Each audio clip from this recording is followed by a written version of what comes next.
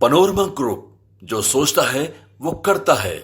नमस्कार, मैं हूं सागर। न्यूज हाट देख रहे हैं आप। देखिए, बिहार में चुनाव है और चुनाव को लेकर सरगर्मियां काफ़ी तेज हैं। लेकिन आज बिहार में केवल कांग्रेस की चर्चाएं हो रही हैं, क्योंकि कांग्रेस ने आज़ादी के बाद पहली बार बिहार में CWC की बैठक का आयोजन किया है। बैठक शुरू है।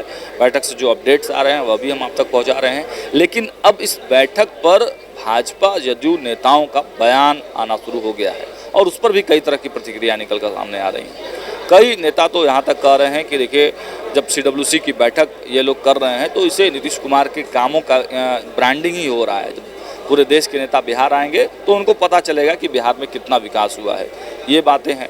दूसरी जो चर्चाएं हैं वो गठबंधन को लेकर चल रहा है कि कांग्रेस कर तो रही है CWC की बैठक, लेकिन निशाने पर तेजस्वी यादव हैं, क्योंकि तेजस्वी से ही अधिक से अधिक सीटें कांग्रेस को चाहिए।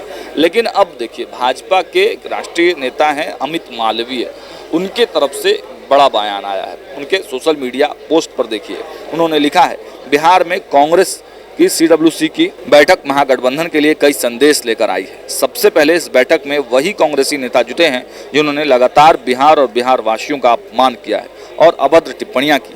आज़ादी के बाद बिहार में पहली बार हो रही कांग्रेस की CWC बैठक दरअसल तेजस्वी यादव के मुख्यमंत्री बनने की ख्वाब की ताबूत में आखिरी कील। कांग्रेस और महागठबंधन के सहयोगी दलों में ऐसी आम सहमति दिख रही है कि तेजस्वी को कभी भी CM फेस घोषित नहीं किया जाए। राहुल गांधी का बार बार बिहार आना और पूरी कांग्रेस की सक्रियता इस बात का साफ संकेत है कि कांग्रेस राजद पर निर्भर नहीं रहना चाहती है। वह बिहार में खुद को राजद के समानांतर शक्ति के रूप में स्थापित करने के लिए पूरी ताकत झोंक रही है। कांग्रेस की यह चाल बिल्कुल वैसी ही है जैसी दिल्ली चुनावों के बाद उसने आम आदमी पार्टी से दूरी बना ली थी।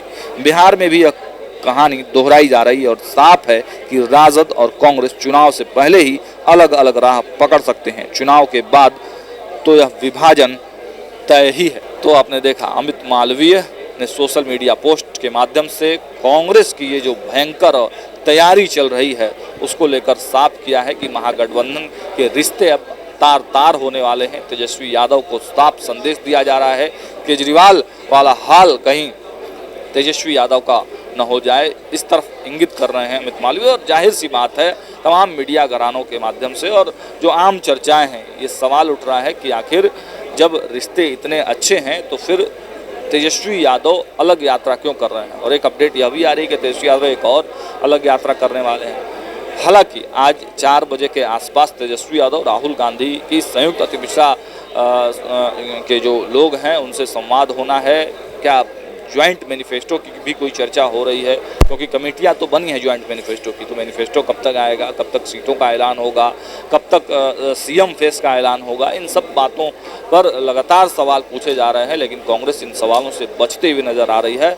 इतना तो ज़रूर है कि कांग्रेस ने अपने शक्ति का एहसास कराना शुरू कर दिया है और ये केवल सच में भाजपा जदयू और NDA गठबंधन को नहीं बल्कि महागठबंधन के तमाम घटक दलों पर भी है, क्योंकि मुकेश सहनी जिस प्रकार से खुलेआम बोलते हैं कि कांग्रेस अब में वो उतना दमखम नहीं रह गया है कि अकेले चुनाव लड़े या फिर CM फेस घोषित करे, तो उनको भी एक तरह से जवाब है। महागठबंधन के घटक दलों को भी जवाब है कि देखिए, कांग्रेस अगर शक्ति प्रदर्शन करने पर आएगी तो देश स्तर पर करेगी। और देश के तमाम दिग्गज नेताओं को बिहार में जुटाकर कांग्रेस ने बड़ा संदेश तो आज दे ही दिया है। लेकिन तेजस्वी यादव, राहुल गांधी, कांग्रेस और राजद के रिश्ते आगे कैसे रहते हैं यह तो समय ही बताएगा। लेकिन हमारे कैमरे और हमारे सूत्र तमाम अपडेट्स आपको लगातार देते रहेंगे। देखते रहिए न्यूज़ हाट। बहुत बहुत धन्यवाद।